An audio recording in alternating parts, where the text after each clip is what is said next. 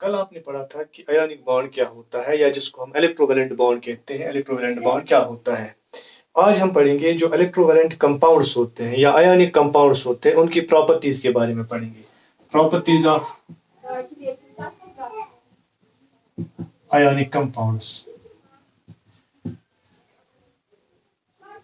Properties of ionic compounds और properties of electrovalent compounds. तो आपको मालूम होगा कि जब मेटल और नॉन मेटल एक दूसरे के साथ इलेक्ट्रॉन गेन या लॉस करते हैं, यानी एक मेटल दूसरे नॉन मेटल के साथ जब बॉन्ड फॉर्मेशन करता है या उन दोनों के दरमियान जो electrostatic force of attraction establish होता है because of transfer of electrons, तो उस तरह जो कंपाउंड बनता है उसको हम कहते हैं इलेक्ट्रोवैलेंट कंपाउंड या आयनिक कंपाउंड। फॉर एग्जांपल जैसे सोडियम क्लोराइड है, सोडियम जो है एक मेटल है, क्लोरीन नॉन मेटल है। इस तरह ये कंपाउंड जो है इसको हम कहेंगे ये आयनिक कंपाउंड है या इलेक्ट्रोवैलेंट कंपाउंड है। इसी तरह कैल्शियम क्लोराइड CaCl2, कैल्शियम जो है मेटल है, क्लोरीन नॉन मेटल है, और इनके दरमियान जो बॉन्ड बनता है उसको हम आयनिक बॉन्ड कहते हैं या इलेक्ट्रोवैलेंट बॉन्ड कहते हैं, और इस कंपाउंड को इलेक्ट्रोवैलेंट कंपाउंड या आयनिक कंपाउंड कहते हैं। इसी तरह जैसे मैग्नीशियम क्लोराइड है, इसी तरह और एक कंपाउंड जैसे कैल्शियम ऑक्साइड है, कैल्शियम ऑक्साइड है, ठीक है। तो कैल्शियम जो है ये मेटल है, ऑक्सीजन जो है ये नॉन मेटल है। तो इस तरह के कंपाउंड्स को हम इलेक्ट्रोवैलेंट कंपाउंड्स या आयनिक कंपाउंड्स कहते हैं, ठीक है। अब चूंकि हम इनकी प्रॉपर्टीज पढ़ने जा रहे हैं, तो सबसे अहम प्रॉपर्टी जो है वो है they are made up of ions. They are made up of ions. ये आयन्स के बने होते हैं। जैसे फॉर एग्जांपल हम यहाँ पे लिखेंगे सोडियम जो है Cl-, यहाँ पे जब सोडियम एक इलेक्ट्रॉन क्लोरीन को दे देता है तो क्लोरीन अटेन्स नेगेटिव चार्ज, जो ये है इट अटेन्स पॉजिटिव चार्ज, और इस तरह ये जो है ये कैटायन बनता है, ये जो है ये एनायन बनता है। So they are made up of ions, पहली बात। दूसरी बात जो है जो आयनिक कंपाउंड्स होते हैं they exist in solid state, they exist in solid state, ये सॉलिड स्टेट में पाए जाते हैं। जो भी आयनिक कंपाउंड्स होते हैं ये सॉलिड स्टेट में पाए जाते हैं, या दूसरे लफ्ज में हम ये कहेंगे they are hard due to strong electrostatic force of attraction among their charged ions. ऐसे भी लिख सकते दे आर हार्ड, ये हार्ड होते हैं। क्यों हार्ड होते हैं? Because due to strong electrostatic force of attraction, due to strong electrostatic force of attraction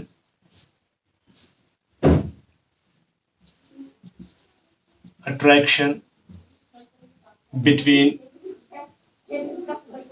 ions. जो मुख्तलिफ आयन्स होते हैं, जैसे यहाँ पे हम एग्जांपल लेंगे सोडियम और क्लोरीन के दरमियान जो इलेक्ट्रोस्टैटिक फोर्स ऑफ अट्रैक्शन होता है because of transfer of electrons, वो बहुत ही हाई होता है। इसकी वजह से ये कंपाउंड्स जो है ये बहुत ही हार्ड होते हैं और ये सॉलिड स्टेट में पाए जाते हैं बनिस्बत इसके कि ये गैसियस या लिक्विड स्टेट में पाए जाएं, ठीक है। और इस तरह जब ये हार्ड होते हैं, जब ये सॉलिड होते हैं, तो इनकी और एक प्रॉपर्टी है they have high melting and boiling points. They have high melting and boiling points, melting and boiling points।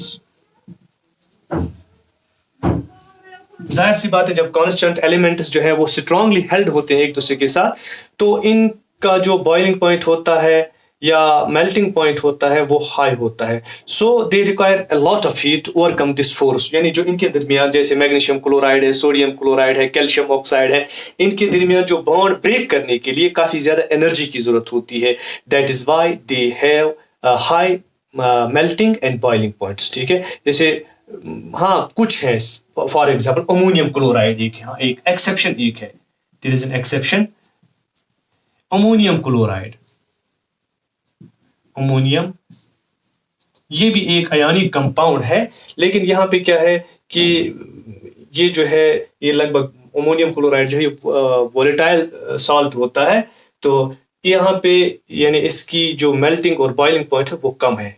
और अब और एक इंपॉर्टेंट प्रॉपर्टी जो है आयनिक कंपाउंड्स के बारे में, आपको फिर भी जहन में रखना चाहिए, जिस तरह नमक होता है ये आयोनिक कंपाउंड। मैग्नीशियम क्लोराइड आपने कभी देखा होगा, हम दूध से जब हम पनीर बनाते हैं तो वहां पे हम मैग्नीशियम क्लोराइड का इस्तेमाल करते हैं, एक साल्ट होता है। तो ये जाहिर सी बात है क्रिस्टल्स में होते हैं, और उनकी शेप आप देख सकते हैं, उनकी फिजिकल फीचर्स जो है वो आप खुद मॉनिटर कर सकते हैं, देख सकते हैं, ऑब्जर्व कर सकते हैं। और ये जो होते हैं इनकी एक और प्रॉपर्टी है, दे आर ये good conductors of good conductors of electricity in molten state. In molten state, molten state में, मोल्टन स्टेट का मतलब अगर हमारे पास नमक होगा, मैग्नीशियम क्लोराइड होगा, लिथियम क्लोराइड होगा, जब हम उसको पानी में डाल देते हैं या एक्वस फॉर्म में जब हम उसको ले लेते हैं, तो उस सूरत में उसके बीच में से इलेक्ट्रिक करंट पास होती है, because due to presence of ions. ठीक है, जो कांस्टेंट आयन्स होते हैं, जैसे सोडियम क्लोराइड को अगर हम किसी जब हम उसको एक्वस फॉर्म में पानी में डालते हैं तो वहां पे जो है ये डिसोसिएट होता है into sodium and chlorine ions, और ये आयन्स जो है they have the tendency, they have the capacity to carry on the charges. ये चार्जेस को एक जगह से दूसरी जगह ले जाने में मदद करते हैं। तो इस तरह they behave as good electrolytes. जो आयोनिक कंपाउंड्स होते हैं ये मोल्टन स्टेट में एक्वस फॉर्म में, ठीक है, एक्वस सॉल्यूशन में बिहेव करते हैं एज इलेक्ट्रोलाइट्स, यानी इनके बीच में से इलेक्ट्रिक करंट पास होती है। ठीक है, हाँ, अलबत्ता सॉलिड स्टेट में ऐसा नहीं होता है। सॉलिड स्टेट में अगर ये आयोनिक कंपाउंड्स होंगे, they do not conduct electric current in solid state. ये एक बात याद रखनी चाहिए। ठीक है, तो और एक जो अहम प्रॉपर्टी इनके, they are highly soluble in water, highly soluble in water. ये पानी में आराम से हल हो जाते हैं। हम नमक की बात ले लेते हैं, उसको पानी में डालो, वो जल्दी मतलब रेडीली सॉल्युबल होता है, किसमें, पानी में। ठीक, बिकॉज जो एक्चुअली इसको क्या कहते हैं, because the high dielectric constant of water, जो है इसकी वजह से जो इनके दरमियान जो फोर्स ऑफ अट्रैक्शन होता है कैटायंस और एनायंस के दरमियान, पानी की वजह से वो कम हो जाता है, और जो आयोनिक कंपाउंड्स होते हैं, जिन आयन्स के वो बने होते हैं, वो वहां पे डिसोसिएट हो जाते हैं। और इस तरह यहाँ पे क्या होता है कि जब हम पानी में किसी भी आयोनिक कंपाउंड को डालते हैं वो रेडीली सॉल्युबल होता है। ठीक है, तो इस तरह ये कुछ अहम प्रॉपर्टीज हैं। हाँ, और एक अहम प्रॉपर्टी जो है जो मैं आपको बताऊंगा कि ये जो है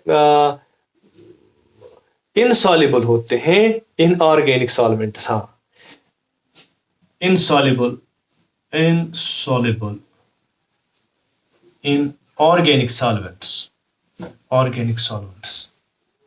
ऑर्गेनिक सॉल्वेंट्स का मतलब ये होता है, जैसे हमारे पास तेल है, खाने का तेल, सिंपल से एग्जांपल हम ले लेंगे या एक एक्टिविटी के जरिए हम समझ सकते हैं। अगर हमारे पास नमक है जो क्या है, आयोनिक कंपाउंड है, अगर हम इसको पानी में डालेंगे तो वो हल हो जाएगा। उसके बरक्स अगर हम तेल ले लेंगे, खाने का जो तेल जिसको हम कहते हैं वेजिटेबल ऑयल, सरसों का तेल, उसमें आप नमक डालो, आप उसे हल करने की कोशिश करो, आप देखोगे कि नमक तेल में हल नहीं होगा। तो इसी तरह जो बाकी भी आयोनिक कंपाउंड्स है, उनको जब हम ऑर्गेनिक सॉल्वेंट्स में, जैसे कोई भी मिट्टी का तेल हो जिसको केरोसिन ऑयल कहते हैं, पेट्रोल हो, डीजल हो, या खाने का जो तेल हो, ये ऑर्गेनिक सॉल्वेंट्स हैं, इनमें ये हल नहीं होते। ठीक है, तो ये इनकी एक खास प्रॉपर्टी है। तो इंशाल्लाह कल जो है, कल हम अगले वीडियो में हम पढ़ेंगे कि कोवैलेंट बॉन्ड कैसे बनता है और कितने टाइप्स का होता है, और इसी तरह हम पढ़ेंगे कोवैलेंट कंपाउंड्स और उनकी प्रॉपर्टीज भी पढ़ेंगे। आज के लिए इतना ही, अल्लाह हाफिज।